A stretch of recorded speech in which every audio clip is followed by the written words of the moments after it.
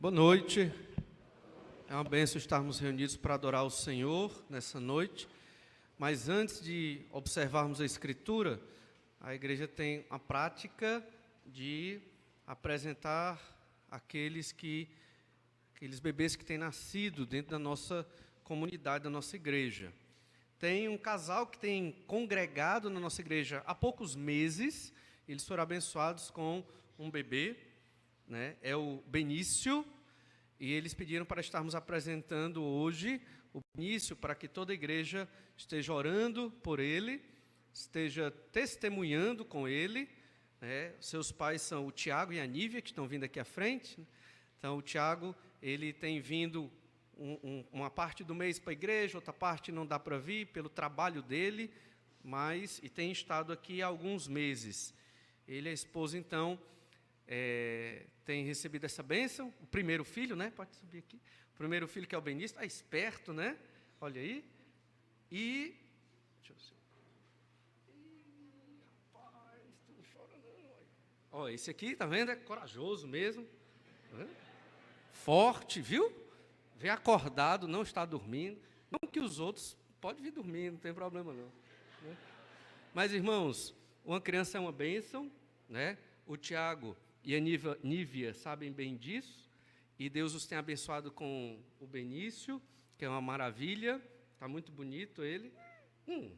E o objetivo não é nada místico, nada disso. O objetivo de apresentar um bebê é para que todos estejamos orando por este casal, por este bebê, para que ele cresça nos caminhos do Senhor, para que ele creia no Senhor Jesus Cristo, e para que todos nós, como igreja, sejamos testemunhas, a nossa vida testemunha do amor de Deus. E já o Benício está aí correndo na igreja, já pensou? E aí ele vai olhar para nós, adultos, e ele vai ver em nós referências da vida cristã. Então nós temos que ter um testemunho que agrada a Deus, mas também que fortalece a fé das nossas crianças. Não é, Benício? Olha. Então vamos orar pela vida do Benício e dos seus pais. Senhor, nós temos que te agradecer, porque o Senhor é maravilhoso e cuida de nós, pela graça, tua graça que cantamos hoje aqui. Te agradecemos, ó Pai, pelo Tiago, pela Nívia, que já temem ao Senhor, andam nos caminhos do Senhor, e pelo Benício, que o Senhor deu esse presente tão maravilhoso para eles. Cuida, ó Pai, desta família, que estejam constantemente andando nos caminhos do Senhor, que eles se esforcem no meio de uma sociedade perdida, mas que eles se esforcem para passar a fidelidade que eles têm pelo Senhor, para o seu filho, para o Benício, e que o Benício, ó Pai, em breve creia no nome do Senhor Jesus, para a honra e glória do teu nome, ó Pai. Pedimos que o Senhor proteja essa criança, guarde-a do mal, ajude-a em tudo, ó Pai. E é no nome do Senhor Jesus que nós oramos. Amém. Ele gostou do microfone.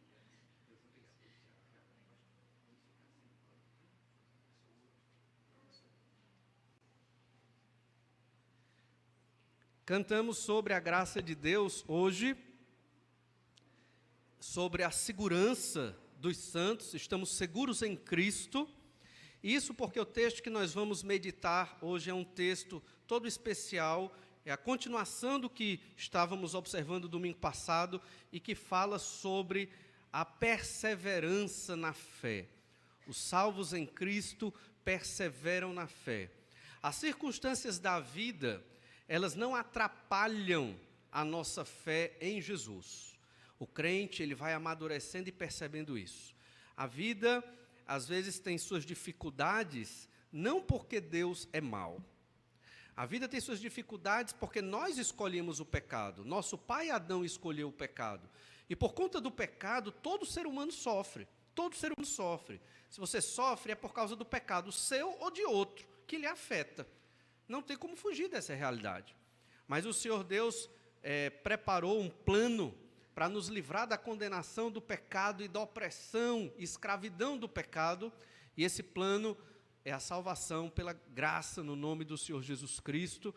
E quem creu em Jesus, foi salvo pelo sangue do Senhor Jesus Cristo, foi salvo até o último dia da sua vida aqui na terra, e continuará salvo até a eternidade, para todo sempre com Deus. Essa salvação, ela não é negociada. Essa salvação ela não foi dada por homens, ela não é dada por uma igreja, não é a Igreja Batista Regular que agora está vendendo ticket de salvação para as pessoas, como fez a Igreja Romana na Idade Média, não é. A salvação é pelo nome do Senhor Jesus Cristo. Então, nós viajando pelo mundo, você talvez um dia possa viajar ou esteja viajando, e você vai conhecer crentes diferentes em várias partes do planeta. Mas você vai perceber que ele tem uma coisa em comum com você. A fé no Senhor Jesus, se ele é crente mesmo. Você é um crente no Brasil, você chegou lá no Japão e encontrou um crente em Jesus, você vai perceber que ele comunga da mesma fé, se ele for crente no Senhor Jesus, e que vocês falam a mesma linguagem bíblica, porque quer seja no Brasil, no Japão, na Europa, em qualquer parte do mundo, o crente, ele é crente no Senhor Jesus Cristo, ele segue uma cultura que vem de Deus, baseada na Escritura, e ele tem uma certeza da sua salvação. Essa salvação é conquistada pelo Senhor Jesus Cristo, foi conquistada por Cristo na cruz. Todos os que creram no Senhor Jesus, reconheceram seus pecados e reconheceram Jesus como Salvador e Senhor de suas vidas, são e estão salvos, e em breve serão plenamente, porque nós ainda pecamos. Nossa salvação se consumará quando nós ou morrermos, ou estivermos na glória com o Pai, ou a partir do arrebatamento, nesse sentido. Os salvos em Cristo perseveram na fé. Semana passada, em Hebreus capítulo 6, nós não atingimos o ponto principal dessa epístola, que, por incrível que pareça, é o texto que nós vamos ler agora, né? Não só lemos do 1 ao 3, mas estudaremos, observaremos hoje do verso 4 ao verso 8, que é o centro dessa epístola. É o texto talvez mais difícil de interpretar da Bíblia, mas não significa que não vamos deixar de pregar a Bíblia. Ele não é tão complicado quanto se imagina, simplesmente os homens complicam muitas coisas, né? E aí acaba ficando mais complicado.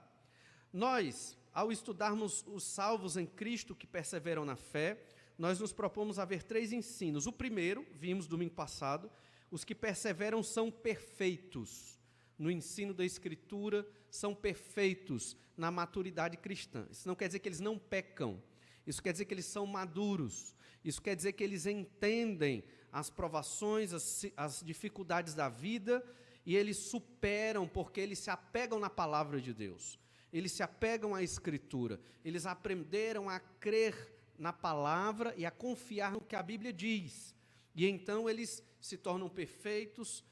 No capítulo 5, esse perfeito é o adulto. Olha o capítulo 5, verso 14. Mas o alimento sólido é para os adultos, para aqueles que pela prática têm as suas faculdades exercitadas para discernir não somente o bem, mas também o mal. Esse adulto é o maduro, é o perfeito, é o crente maduro, aquele que sabe discernir o que é de Deus, o que não é de Deus, o que é certo e o que é errado, e ele anda na vontade do Senhor, a despeito das circunstâncias, das provações. E lembre-se que esses irmãos aqui estavam sendo provados.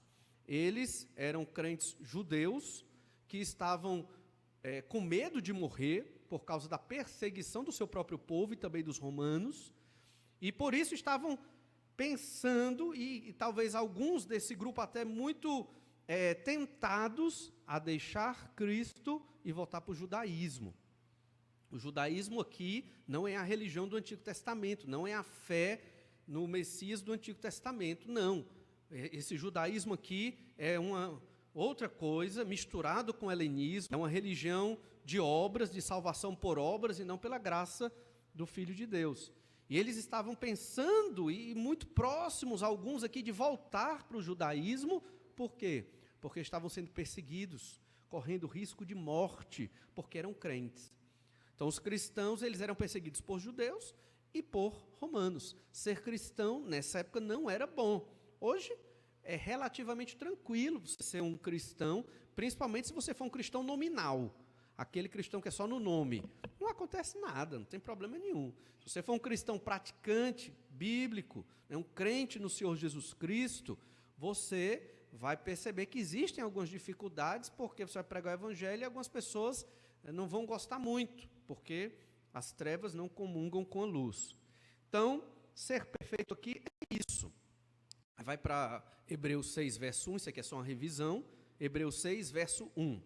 Por isso, pondo de parte os princípios elementares da doutrina de Cristo, deixemo-nos levar para o que é perfeito, para o que é maduro, não lançando de novo a base do arrependimento de obras mortas e da fé em Deus, o ensino de batismos e da imposição de mãos, da ressurreição dos mortos e do juízo eterno. Isso faremos, se Deus permitir. Em outro momento, é o que ele está dizendo, o autor da epístola, a gente conversa sobre isso. Vocês já deviam saber dessas coisas.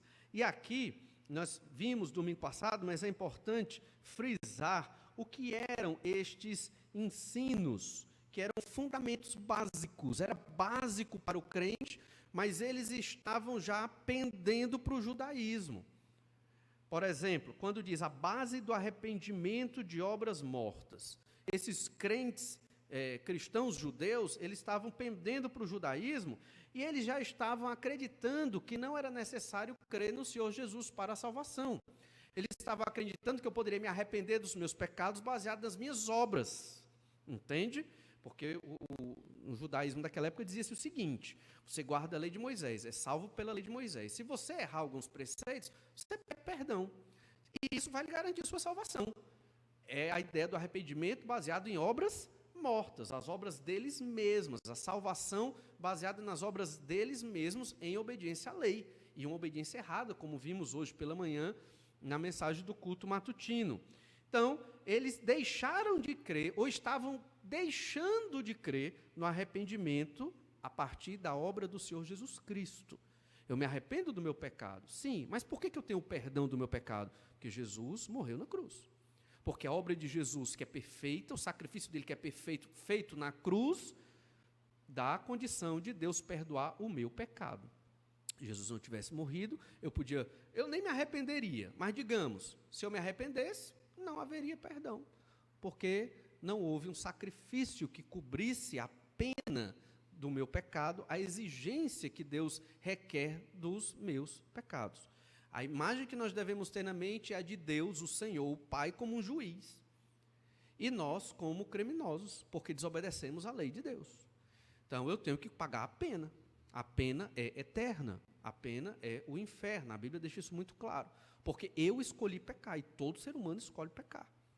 Não tem aquele que nasça e em um momento da vida dizer, eu escolho não pecar, a não ser que o Espírito de Deus haja na vida dele, transforme o seu coração, e essa pessoa arrependa-se do pecado e creia no Senhor Jesus. Aí foi obra de Deus, milagre, que a gente chama de conversão, é um novo nascimento, é um crente no Senhor Jesus. E aqui, estes cristãos judeus estavam voltando para esse ensino errado. Eles estavam, havia necessidade que eles aprendessem novamente os fundamentos da fé.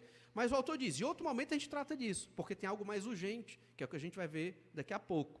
Aí fala sobre a fé em Deus. Eu estou especificando aqui o que nós acabamos de ler no capítulo 6, do verso 2 a 3. Fé em Deus. Os judeus criam em Deus. Alguns ainda hoje creem em Deus, um único Deus, mas não creem no Deus que é Filho e não creem no Deus que é o Espírito Santo. Então eles não criam na Trindade. Eles criam, mas estavam pendentes para deixar de crer na Trindade, para crer só um Deus, o Pai, e pronto. Ou seja, Jesus não é Deus. Isso aqui é um passo para você abandonar Jesus como o seu Senhor e Salvador da sua vida. Outro rudimento, ensino fundamental que eles estavam deturpando, escolhendo errado. O ensino da imposição das mãos. Nós falamos, noutrora, a ideia de que se eu imponho minhas mãos sobre a cabeça de um cordeiro e sacrifico aquele cordeiro perante o sacerdote lá da velha aliança, o meu pecado era expiado. Isso era na velha aliança no Antigo Testamento. Só que aquele cordeiro, ele simboliza o cordeiro de Deus que viria tirar o meu pecado, no caso é Jesus. Eles iam voltar para aquela velha aliança, acreditando que essa imposição de mãos sobre o cordeiro ainda era válida, o que não era, porque o cordeiro de Deus chegou, precisa mais de sacrifício. Eles estavam retrocedendo. O ensino da ressurreição dos mortos. Daniel falou sobre a ressurreição, Jó falou sobre a ressurreição, Salmos falam sobre a ressurreição, mas eles estavam tendo dificuldades em crer que essa ressurreição era a partir de Jesus. Tudo o que tinha a ver com Jesus, eles estavam deixando de lado.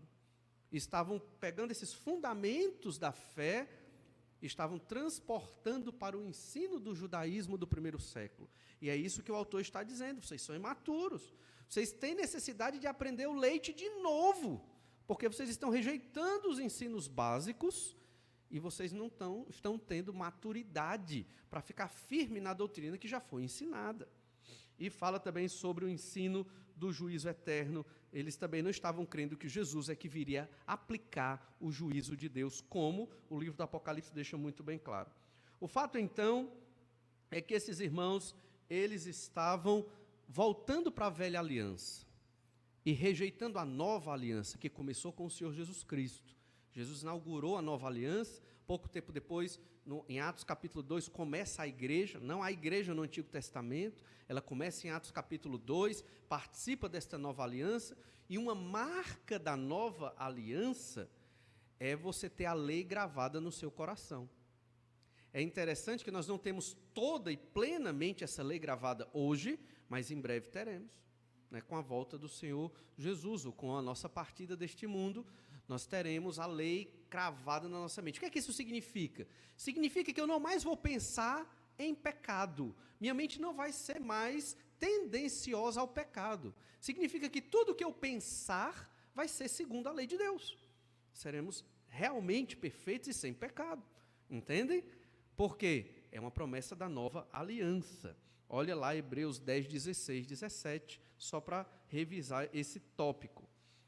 Diz assim, Hebreus 10, 16.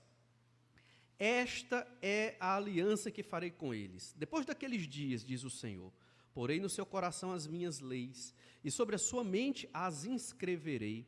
Acrescenta, também de nenhum modo me lembrarei dos seus pecados e das suas iniquidades para sempre. Hoje, nós pensamos, ainda há muita influência do pecado na nossa mente.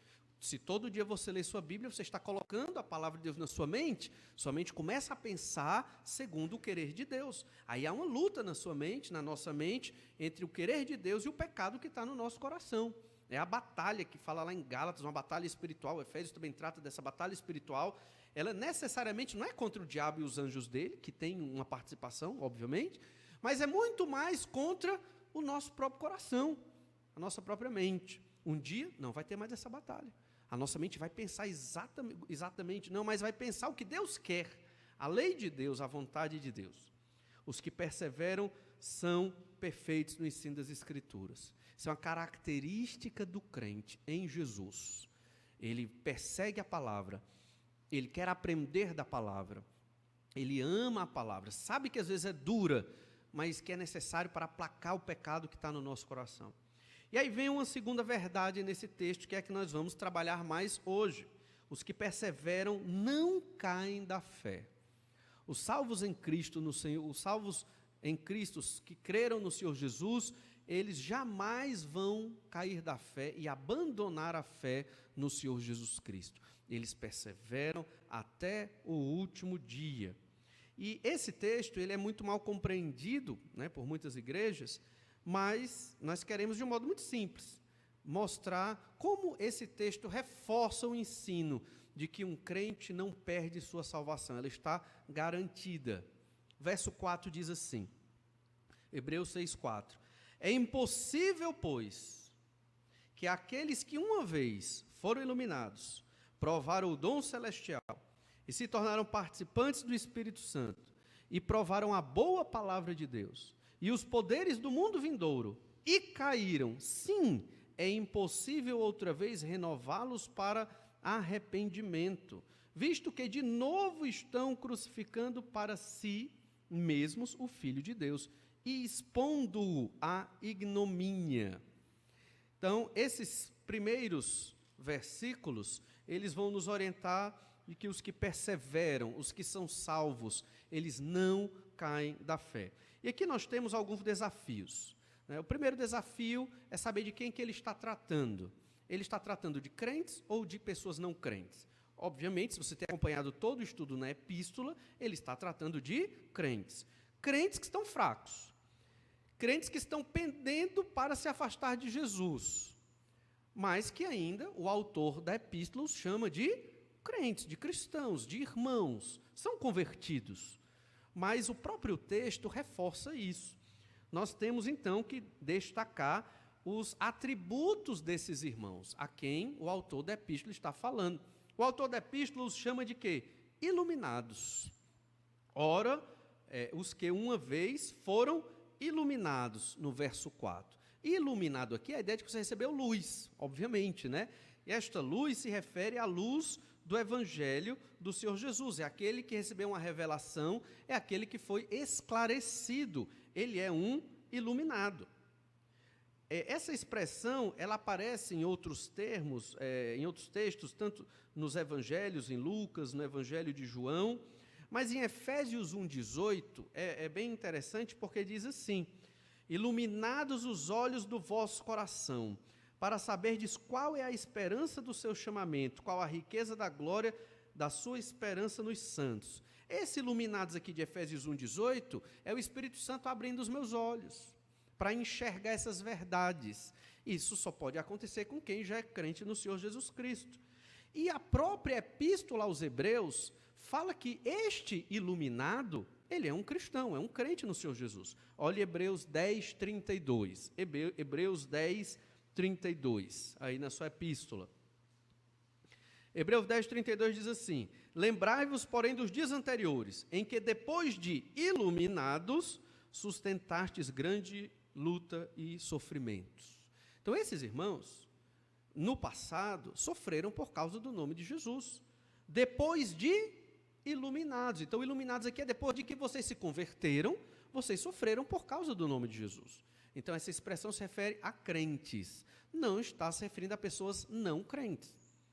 Outra expressão é provaram o dom celestial. E esse verbo provar aparece outras vezes aqui.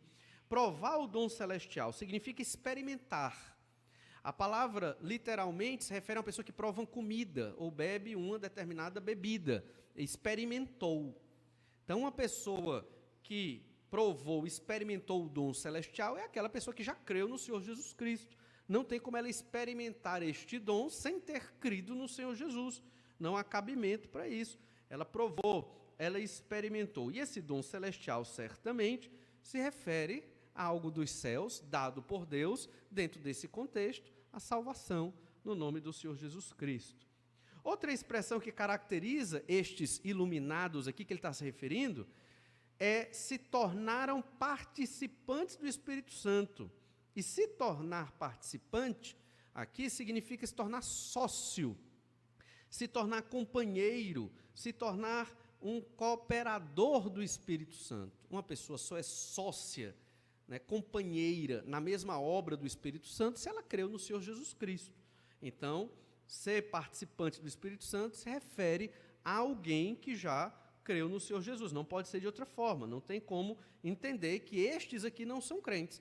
Toda a epístola trata de pessoas crentes aqui e esses versículos reforçam isso, essas qualidades, reforçam que o leitor imediato dessa carta e desse texto especificamente são cristãos, são crentes no Senhor Jesus Cristo. Ainda é interessante perceber outra expressão, os poderes do mundo vindouro. Aqui nós temos a elipse do verbo provaram. Elipse quer dizer que ele se escondeu, não é?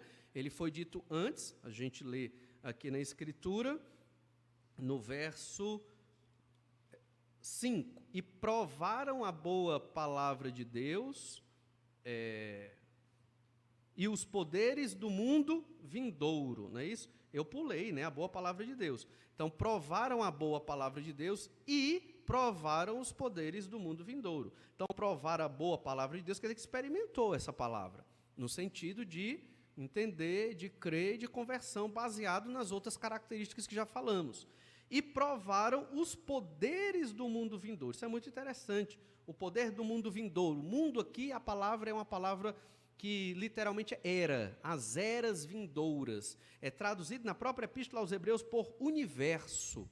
Formou o universo, Jesus formou as eras de todos os tempos aqui. Essa palavra se refere à eternidade. Então, como é que você prova o poder do mundo eterno, o poder do mundo que vai chegar, o poder desta era que em breve virá, a era do Senhor Jesus Cristo?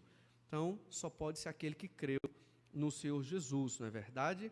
em Hebreus 6:20, no final do capítulo, ainda diz assim: onde Jesus, como precursor, entrou por nós, tendo se tornado sumo sacerdote para sempre, segundo a ordem de Melquisedeque. O para sempre aqui é a mesma expressão, né, desse mundo vindouro, é um momento eterno. Como é que você experimenta a eternidade, em alguma medida, se você não crê em Jesus?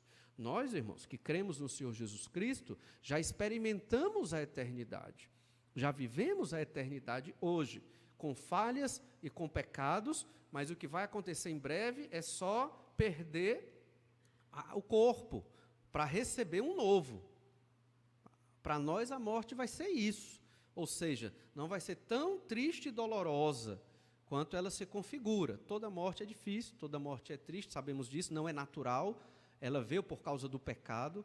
A criação de Deus, na criação de Deus não era para ter morte, mas o Senhor permitiu que o homem, em um dado momento, escolhesse a morte. O homem escolheu a morte ao escolher pecar, a morte entrou no nosso mundo e nas nossas vidas, e o pecado também. Então, estão muito ligados, tanto que o inimigo a ser vencido por Jesus é a morte. Jesus venceu ao ressuscitar. Nós venceremos quando ressuscitarmos também, para vivermos o novo céu e na nova terra. Só pode experimentar os poderes do mundo vindouro aqueles que foram iluminados, que já creram no nome do Senhor Jesus. Então, nesse texto aqui que nós lemos, o verso 4 e 5, está falando de pessoas que já creram no Senhor Jesus Cristo. Não está falando de pessoas que não creram. E revisando aqui, os que uma vez foram iluminados, provaram o dom celestial, participantes do Espírito Santo, provaram da boa palavra de Deus e provaram os poderes do mundo vindouro. Não tem como experimentar tudo isso. Provar é experimentar, participar, ser sócio do Espírito Santo. Não tem como, se não for pela transformação operada pelo poder de Deus, um novo nascimento, uma conversão, um arrependimento genuíno.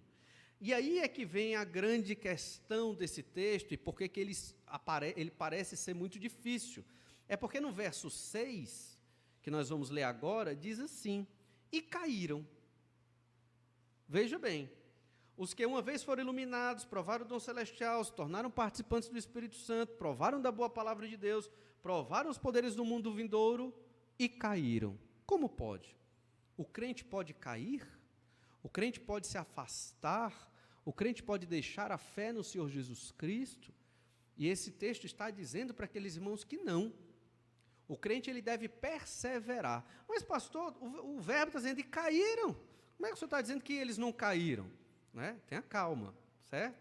No começo do verso 4, nós lemos assim: é impossível que aqueles que, iluminados, provaram o dom celestial, participaram do Espírito Santo, provaram a boa palavra de Deus e os poderes do mundo vindouro e caíram. É impossível. Só que o impossível aqui não é eles terem caído. Eita, complicou. Pensei que o impossível é eles caírem. Não, eles caíram. O que é que então é este impossível? Antes de responder, no verso 6, e caíram, sim, é impossível. Este segundo impossível, ele não consta no texto original. Ele foi colocado nas nossas traduções para reforçar o impossível do verso 4. No começo do verso 4 não tem dizendo, é impossível? Só que no português moderno, quando um parágrafo fica muito longo, a gente não faz as conexões. Esse impossível, ele perfaz todo o parágrafo, versículo 4, 5 e 6. E para que o leitor moderno de língua portuguesa, no Brasil, não se perdesse na leitura, os tradutores acrescentaram de novo, sim, é impossível, para reforçar. Mas o impossível está lá no começo do verso 4. Isso não é um erro, isso não é um pecado, porque a língua portuguesa ela exige que haja parágrafos muito longos, faz com que nós não entendamos bem o sentido desses parágrafos. Então, um bom escritor, ele deve escrever pelo menos um parágrafo entre 5 a 10 linhas. Se você escreve um parágrafo mais de 10 linhas, ele já fica incompreensível, muito complexo. Atualmente não é assim que se escreve. Você escreve um parágrafo de 5 linhas é o ideal, porque dá para o leitor moderno pegar bem o sentido. Então, a ideia aqui foi, vamos colocar esse impossível ali no meio para lembrar o leitor o que é esse impossível. Veja bem, eles caíram. Outros textos da Bíblia falam de uma possível queda dos crentes. Gálatas 5, verso 4. Gálatas capítulo 5, verso 4. E todos esses versículos devem ser entendidos à luz da explicação que nós vamos dar já já sobre o verso 6. Olha então Gálatas 5, 4. De Cristo vos desligastes, vós que procurais justificar-vos na lei, da graça decaíste. Olha, então o crente pode, cair? Na verdade, aqui, o problema é parecido com o problema da Epístola aos Hebreus. É um problema sobre fé. Os crentes da Galácia, a Galácia era uma região, haviam várias igrejas na região da Galácia, eles começaram a crer, por causa do ensino dos fariseus, que a salvação realmente era por obras, pela guarda da lei. Então, eu tenho que me circuncidar. Só que lá na Galácia era um pouco diferente, era um sincretismo, uma mistura. Eu sou salvo pelas obras da lei e por Jesus. Mas eu tenho também que guardar as obras da lei. Ou seja, eu tenho que me circuncidar, eu tenho que guardar o sábado, eu tenho que cumprir a lei tal qual era na velha aliança. Porque aqui, só com Jesus não é suficiente a salvação. E aí Paulo está dizendo, olha, de Cristo vos desligastes. Se vocês pensam assim, vocês estão se desligando de Jesus. Se vocês pensam que a salvação é por obras e mérito humano, religiosidade, vocês estão se desligando de Cristo.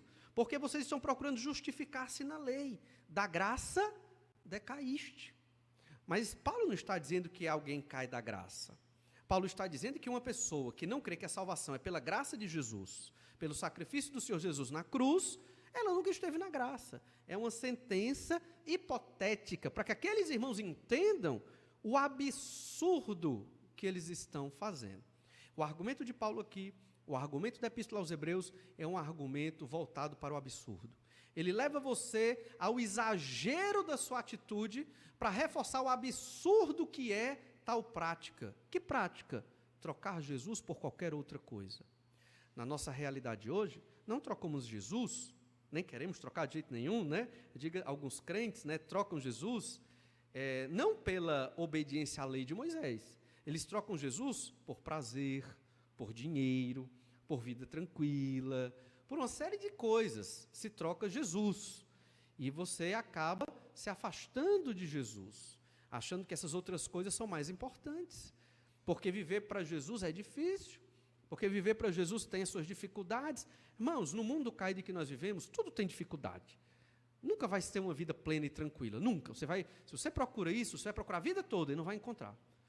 Mesmo que você tenha o dinheiro que for, mesmo que você tenha tudo que você deseja ter, você não vai encontrar isso. Porque não existe. Porque é um mundo caído pelo pecado. Mundo caído pelo pecado. Você encontra a vida perfeita em Deus, em Cristo. Somos pecadores, então ainda não temos essa vida plenamente perfeita hoje, não por causa de Deus, mas por nossa causa, mas um dia teremos, em Cristo Jesus, no novo céu e na nova terra. Ainda em Hebreus 12, verso 24, agora, olha Hebreus 12, 25, perdão, também vai falar do cair aqui, certo? Hebreus 12, 25. Veja que nós estamos observando exemplos de que crentes supostamente caíram, mas na verdade não caíram, provavelmente nunca foram crentes, a semelhança do verso 6, que nós estamos estudando, esse verbo caíram. Lá em Hebreus 12, 25 diz assim, tende cuidado, não recuseis ao que fala, pois se não escaparam aqueles que recusaram ouvir quem divinamente os advertia sobre a terra, muito menos nós, o que nos desviamos daquele que dos céus nos adverte. Cuidado, você que se desvia daquele que dos céus te adverte, você não vai escapar. Escapar de quê? Da ira de Deus, do juízo de Deus. Olha, pastor, então o crente se desvia? Não, ele está levando o argumento ao absurdo. Mesmo que você se desvie, não pense que você vai escapar da ira de Deus. Mas ele não está dizendo que se desvia. Ainda em Hebreus capítulo 3, verso 12. Hebreus 3, 12. Tende cuidado, irmãos, jamais aconteça haver em qualquer de vós perverso coração de incredulidade que vos afaste do Deus vivo. Cuidado, né? Mas diz que nada pode nos afastar do amor de Cristo. É verdade. Mas em alguns momentos, alguns que se dizem cristãos, se permitem ter um coração de incredulidade que vai afastá-los do amor de Cristo. Mas o crente não persevera até o fim? Persevera e vai perseverar. Ou seja, qual a conclusão que nós tiramos? É que essas pessoas, se afastam de Deus, nunca creram no Senhor Jesus Cristo. Essa é a conclusão que se tira do argumento levado ao absurdo. Ainda, agora, nós temos outros textos na Bíblia, temos esses que falam sobre a queda, mas temos outros textos na Bíblia que falam da segurança da nossa salvação. Um clássico é João 10, 28 e 29. Olha o Evangelho de João, capítulo 10, verso 28 e 29. E esse versículo diz assim, Jesus falando: eu lhes dou a vida eterna, jamais perecerão. Pronto, isso aí já é suficiente. Eu lhes dou a vida eterna. É Jesus dizendo. Quem dá a vida eterna é Jesus. Jamais perecerão, ninguém as arrebatará da minha mão. As arrebatará porque está tratando das ovelhas de Jesus. Aquilo que meu Pai me deu é maior do que tudo, e da mão do Pai ninguém pode arrebatar. Então ninguém pode arrancar um crente da mão do Senhor Jesus Cristo. É Jesus que dá a salvação, não é você que conquista, não fui eu que conquistei, é dado, é pela graça de Deus, é um presente para pessoas que não merecem, na verdade ninguém merece. Por isso que essa doutrina da graça, ela nos humilha, ela mostra que devemos ser humildes por termos recebido tão grande salvação e todo dia agradecer por ela e louvar a Deus pela vida que temos e nos alegrarmos no Senhor, porque a graça de Deus realmente é maravilhosa. Nós é que nos enveredamos por caminhos esquisitos. E Jesus diz, olha, ninguém pode arrebatar, retirar vocês da minha mão. Existe um grupo de igrejas que diz assim, e se eu quiser pular? Está aqui a mão de Deus, e eu estou aqui, né? E se eu quiser pular? Significa que você é mais poderoso do que Deus, né? Se você quer pular, se Deus não tem condição de lhe sustentar ali na mão dele, protegendo, lhe dando salvação, e você diz, eu não quero mais a salvação, Deus. Tome sua salvação de volta, Deus. Eu quero ir para o inferno. Ninguém fala isso. Isso é impossível, isso é um absurdo, isso não existe. Quem fala isso, atesta uma coisa, nunca creu em Jesus, nunca entendeu o sacrifício do Senhor Jesus Cristo, viveu um cristianismo nominal e superficial. Só que nós não estamos qualificados para julgar a salvação de ninguém. Mal conseguimos avaliar nossa própria vida, não é verdade? Quanto mais a salvação dos outros. Nós não sabemos o que passa no coração das pessoas. Por isso, o que nós temos é uma confissão verbal. Se você creu em Jesus, se arrependeu do seu pecado, e você confessa isso verbalmente para a igreja, e se batiza nas águas, você está provando, atestando que Jesus está fazendo parte da sua vida, que Jesus lhe salvou, que você é um crente no Senhor Jesus Cristo, e nós confiamos na sua palavra, entende? Os irmãos confiam na minha palavra, de que eu dei, de que sou crente em Jesus. Mas se eu não fui sincero, ou se eu estou refletindo um discurso evangélico por aí, e na verdade nunca me arrependi do pecado, e nunca me apeguei a Cristo, eu nunca fui crente no Senhor Jesus.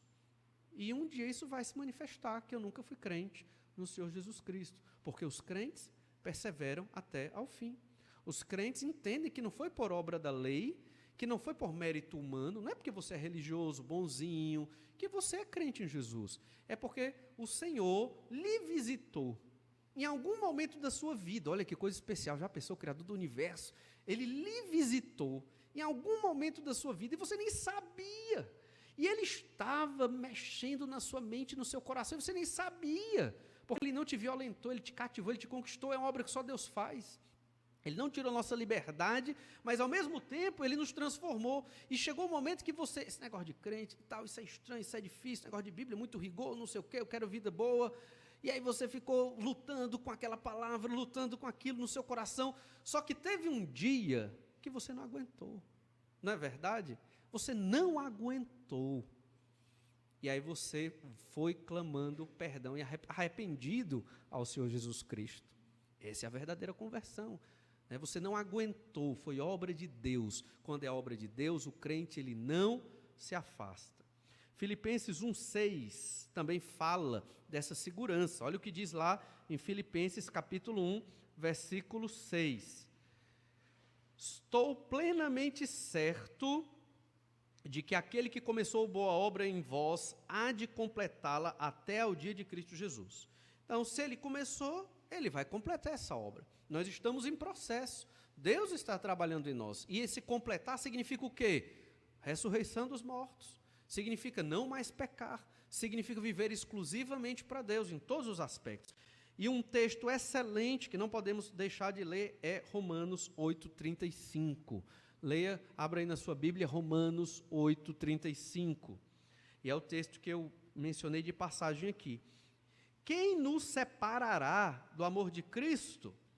Quem? Isso é uma pergunta retórica que a resposta é nada, nem ninguém, nada.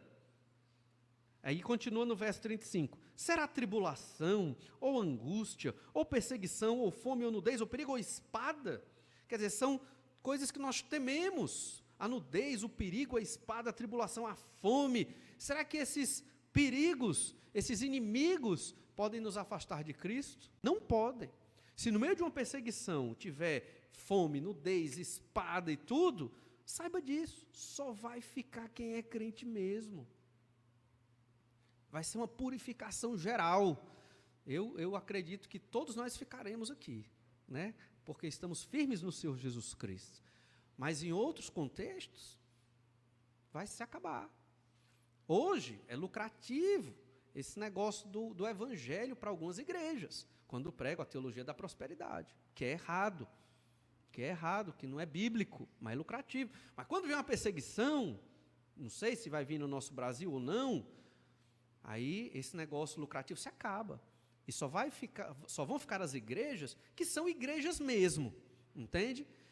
É um dado que às vezes a gente não tem. Na época no período da Idade Média, alguns pensam que a igreja só passou a existir no século XVI, né, com a Reforma. Não, existiam. Né, existiam igrejas paralelas, que os católicos chamavam de seitas, obviamente, e que eram igrejas que criam no Senhor Jesus e proclamavam o Evangelho. Eram minorias, mas estavam ali resistentes. E ainda alguns membros do próprio romanismo, que também criam em Jesus, mas tinham medo, né, da sua própria vida, mas que professavam uma fé em Jesus e ainda ensinavam a Escritura a ler. E então, verso 36, como está escrito, por amor de ti somos entregues à morte o dia todo, fomos considerados como ovelhas para o matadouro, em todas estas coisas, porém, somos mais do que vencedores, por meio daquele que nos amou, porque eu estou bem certo de que nem morte, nem vida, nem anjos, nem principados, nem as coisas do presente, nem do porvir, nem os poderes, nem a altura, nem a profundidade, nem qualquer outra criatura poderá separar-nos do amor de Deus que está em Cristo Jesus nosso Senhor. Então, se o teu cansaço, né, se a tua preguiça, se os teus problemas ou dores te impedem de andar com Jesus, é algo para você refletir, para você amadurecer. Todos nós passamos, estamos amadurecendo. Talvez hoje seja um bom dia ou uma boa noite para nós amadurecermos, dar um passo a mais no degrau da nossa vida cristã. Não sermos mais crentes que vivem pelas circunstâncias. Então eu vou deixar de chorar? De modo nenhum. Vou deixar de sofrer? De modo nenhum. Mas como você vai passar pelo sofrimento? Firme no Senhor, orando ao Senhor Jesus Cristo, apegado à palavra, sofrendo, porque é humano, mas crendo que o Senhor vai ter a resposta certa no tempo certo. Isso vai te fortalecer, vai te animar, vai te motivar. Você não vai se desesperar, não vai ficar ansioso, você não vai fazer coisas erradas, talvez, impensadamente, porque você vai estar firmado no Senhor. E é isso que essas palavras do apóstolo diz aqui, olha, nada vai nos separar do amor. Temos certeza da nossa salvação, segurança de quem nós estamos servindo, é o Deus verdadeiro, o Pai do Senhor Jesus Cristo, o Senhor dos exércitos do Antigo Testamento, e ao próprio Senhor Jesus que morreu na cruz pelos nossos pecados. À luz disso, volta lá para Hebreus, capítulo 6, versículo 6. Então, estes crentes caíram, verso 6. E aí? caíram. E diz, na continuação do verso 6, sim, é impossível outra vez renová-los para arrependimento. E aqui é uma coisa interessante, como assim é impossível renová-los para o arrependimento? O impossível ali não está neles caírem. O impossível do começo do verso 4 está ligado a, é impossível outra vez renová-los para arrependimento. Mas se eu pedir perdão a Jesus, ele não me perdoa? Perdoa. Só que nós estamos confundindo as coisas aqui com o que a gente criou na modernidade. Na modernidade nós criamos aquela categoria assim, o crente está afastado. Se ele é crente ou não, eu não sei, não cabe a mim julgar. Mas esse crente que está afastado não é o mesmo que ele está falando aqui, certo? Vamos supor, se eu sou crente e por um motivo esfriei na fé, deixei de congregar, e lá na frente eu oro, Senhor me perdoa, eu quero realmente retomar a minha caminhada, Deus perdoa, Deus recebe de volta. Não é isso aqui que ele está dizendo. O absurdo aqui é até o que eu já mencionei. Renovar ao arrependimento significa se converter de novo. Isso é o renovar ao arrependimento. Não havia no Novo Testamento essa ideia de um crente que se afastava, como existe hoje na modernidade. Entende? É um crente que esfriou, é um crente que trabalhou demais, ficou tão ligado nas coisas do trabalho, nas coisas da vida pessoal, que esqueceu da obra de Deus, e ele começou a vir só no domingo, aí depois um sim, outro não, aí um no mês, sumiu. Aí aí Deus pesa a mão, um ano depois, aí ele pede perdão e volta e fica firme. Amém. Isso sim Deus perdoa. Não é isso que o nosso texto está dizendo. Nosso texto está dizendo o seguinte, se eu sou crente, e por algum motivo hipotético, porque isso não existe, não pode acontecer, mas hipoteticamente falando, eu cheguei e disse, Jesus, não quero mais o Senhor. Deus me livre se acontecer, não dizer um negócio desse, mas, Jesus, eu não quero mais o Senhor. Não quero mais a salvação. No momento que eu disse isso é impossível, porque o que Jesus conquistou na cruz, foi Ele que conquistou, entende? Eu não posso pular da mão de Deus. O Senhor está me sustentando, eu não posso fazer isso. Mas o autor está usando o argumento do absurdo, levando às últimas consequências. Irmão, você que está frio na fé, se você apostata da fé, se você rejeita Jesus, você tem que se converter de novo. Entende? Você deixou de ser salvo, voltou a ser perdido, de fato, o que é impossível. Ele mesmo disse, é impossível. Mas aí você voltou a ser perdido, hipoteticamente, porque isso é impossível, estou reforçando bastante, para os irmãos entender bem, né? Aí você, não, agora eu quero me converter de novo. E ele diz aqui, para, outra vez, renová-los para arrependimento. É impossível. Por que é impossível? Aí vem o final do verso 6. Vou ler o começo. E caíram. Sim, é impossível outra vez renová-los para arrependimento, visto que, de novo, estão crucificando para si mesmos o Filho de Deus e expondo à ignomínia. Se isso existisse, Jesus teria que morrer na cruz de novo, para ter uma nova salvação para esta pessoa. O impossível é isso. É impossível Jesus vir e morrer novamente. Aquele que rejeita a fé em Jesus, ele nunca creu. Nunca creu. Por quê? Porque Jesus, ele não pode vir morrer de novo por aquela pessoa. Ele não está pensando no desviado da modernidade. Acontece na vida moderna nossa aqui, um crente que se esfria, se arrepende do pecado e volta. Ou talvez ele nunca entendeu o evangelho e se converte e volta. Aí está tratando mais aqui o que a gente está vendo. O fato é que, se esses crentes cair aqui é deixar a fé em Jesus, não é só deixar de congregar a igreja. É rejeitar a salvação. Se eu rejeito a salvação, e se isso é possível, que não é, ele diz que é impossível, eu não posso me converter de novo, só se converte uma vez. Porque se eu me converter de novo, Jesus tem que ser crucificado de novo. Você sabe quem é que crucifica Jesus quase todos os dias, novamente? O que é impossível? A igreja romana. Toda missa é uma nova crucificação de Jesus. Toda missa, toda Eucaristia é uma nova crucificação de Jesus. Por isso, essa não é a igreja de Cristo, né? Só um detalhe. Então, por isso que esse é um texto complicado. Porque o autor aqui, ele não está dizendo que o crente cai. Ele está dizendo que, se hipoteticamente esse crente cair, literalmente, perder sua salvação, não querer a sua salvação mais, não há mais salvação para ele. Entende? Irmão hebreu, judeu, se você volta para o judaísmo e deixa a fé cristã, não há mais salvação para você. Você está perdido. Deixe de lado essa ideia de voltar para o judaísmo com medo de morrer. Lembre-se, nem a morte nos separa do amor de Cristo. Nada, nenhum tipo de sofrimento, inimigo ou perseguição nos separa. Por quê? Porque este amor que nós temos para com Cristo, ele não é humano. É a divina semente que foi plantada no nosso coração. Ele é de Deus. E o crente, ele foi transformado, nasceu de novo, novamente, novos valores, uma nova mentalidade, uma nova cultura divina baseada na Escritura. E ele vai sofrer, sim, em alguns momentos da vida, porque vive num contexto de trevas. As trevas não gostam da luz, geram um certo desconforto, geram uma rejeição, em alguns contextos maior, em outros menores, mas gera. E nós devemos estar preparados para adorar e glorificar a Deus por isso. Vai chegar um ponto que quando você for perseguido ou rejeitado, discretamente, você vai adorar a Deus, dizer, louvado seja o Senhor, fui perseguido pelo nome de Jesus, que bênção, fui rejeitado por pregar o Evangelho, que maravilha, perdi um emprego porque eu falei de Jesus, graças a Deus, né? É até meio absurdo aqui, mas acontece, às vezes o seu emprego quer que você faça coisa no seu trabalho, uma coisa que é contra a vontade do Senhor. Então entenda, esse texto aqui está tratando de uma hipótese, um argumento do absurdo. Ele leva o que esses irmãos podem chegar a cometer ao absurdo para que eles percebam a tristeza do que eles estão fazendo ali.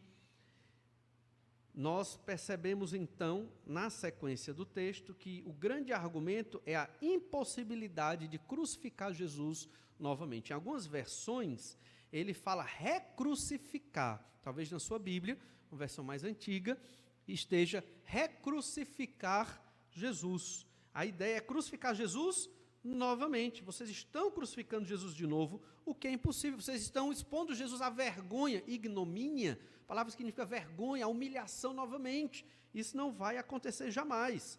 1 Pedro capítulo 3, verso 18, vou ler rapidinho pelo nosso tempo. Diz assim, 1 Pedro 3, 18. Pois também Cristo morreu uma única vez pelos pecados, o justo pelos injustos, para conduzir-vos a Deus, morto sim na carne, mas vivificado no Espírito. Cristo morreu uma única vez, ele não pode morrer de novo. É impossível recrucificar Jesus. Hebreus 10, 10, nessa vontade é que temos sido santificados, mediante a oferta do corpo de Jesus Cristo, uma vez por todas. Ser santificado aqui é ser salvo. Fomos salvos mediante o sacrifício de Jesus, uma vez por todas. Hebreus 10, 12, Jesus, porém, tendo oferecido para sempre um único sacrifício pelos pecados, assentou-se à destra de Deus. Então, o autor da Epístola aos Hebreus, no verso 6, não está dizendo que deve-se crucificar Jesus novamente. Ele está mostrando que isso é impossível. E que se você rejeita Jesus, você está perdido. O risco de morrer não vale a pena o rejeitar a Jesus. Jesus é mais importante do que a nossa vida, Jesus é mais importante do que os nossos prazeres lícitos, Jesus é mais importante do que a nossa própria vontade pessoal. Você já vive dessa forma? Não mais eu, mas Cristo. Eu não escolho mais o que eu posso fazer da minha vida, né? Você já chegou, eu não posso mais escolher não ler a Bíblia hoje. Eu não posso mais escolher não estar servindo a Deus na casa de Deus. Eu não posso mais escolher não pregar o Evangelho. Eu não posso. Porque baseado no sacrifício do Senhor Jesus, na promessa da vida eterna, certeza da salvação, como eu posso escolher algo diferente do meu Senhor? Só que veja, Jesus é um Senhor bom. Ele não te obriga a escolher o que Ele quer. Ele quer que nós, por amor a Ele, nos doemos para escolher o que Ele quer. Porque o que Ele quer sempre é o melhor. O que Ele quer sempre é felicidade. O que Deus quer sempre é e será o caminho correto. Mesmo na morte, mesmo na morte. Mesmo com sofrimento, mesmo com sofrimento. Melhor sofrer com Jesus do que estar vivendo a vida dos perdidos, daqueles que não creram em Jesus. Eita, pastor, pesado chamar o povo de perdidos. Pois é, mas é o que a Bíblia diz, aqueles que não creram em Jesus estão perdidos, longe do Senhor, precisam se arrepender dos seus pecados. Vamos orar ao Senhor, pedir que o Senhor nos abençoe e nos dê força para estarmos firmes na fé no Senhor Jesus Cristo, a despeito das dificuldades e perseguições. Vamos orar. Pai, nós te louvamos agradecidos pelo teu poder nas nossas vidas, te louvamos porque a obra é tua, as alegrias que temos são bênçãos vindas do Senhor, é o Senhor que nos sustenta, não é porque somos bons ou inteligentes, ou mais esforçados ou melhores, mas é porque o Senhor nos amou, mesmo sem motivo, não tínhamos nada de bom para oferecer ao Senhor e o Senhor nos amou. Obrigado, ó Pai, porque nesse texto que lemos de Hebreus 6, podemos perceber o quanto o Senhor nos ama, ao ponto de garantir a nossa salvação. Obrigado, Pai amado, porque o Senhor está nos conduzindo nesse caminho de perfeição, para estarmos cada vez mais perto do Senhor. E te peço, ó Pai, que o Senhor tenha misericórdia daqueles que ainda não creram, que ouviram a Tua palavra hoje. Senhor Deus, que eles se arrependam segundo o Teu querer e a Tua vontade, e o Teu nome seja glorificado. É o que te pedimos no nome do Senhor Jesus. Amém. Vamos agora orar silenciosamente, no pós-lúdio. Você pode conversar com o Senhor, seu Deus, sobre tudo que você pôde ouvir hoje à noite. Deus abençoe a todos.